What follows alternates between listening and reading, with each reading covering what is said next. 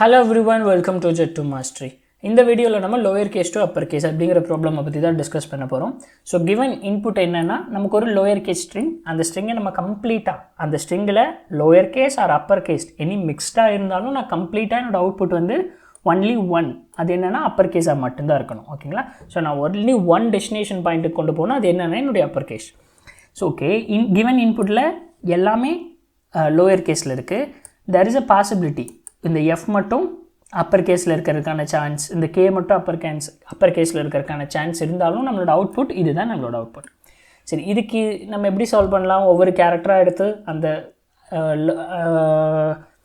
Lower case கேரக்டரை வந்து நம்ம அப்பர் கேஸ் கேரக்டராக சேஞ்ச் பண்ணி அதுக்கப்புறம் அதை ஸ்ட்ரிங்காக கன்கார்டினேட் பண்ணி இப்படியே ஆன்சர் ரிட்டர்ன் பண்ணலாம். பட் ஆனால் ஸ்ட்ரிங் வந்து எனக்கு என்ன பண்ணுது, ஒரு இன்பில்டு மெத்தடை ப்ரொவைட் பண்ணுது. அது என்னென்னா டு லோயர் கேஸ் அப்படிங்கிற மெத்தட்.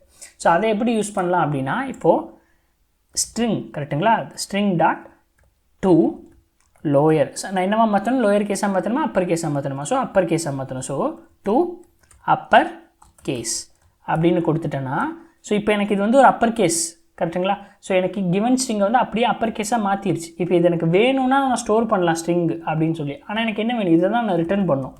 ஸோ ரிட்டர்ன் டேரெக்டாக நான் இது ரிட்டர்ன் பண்ணுறேன்.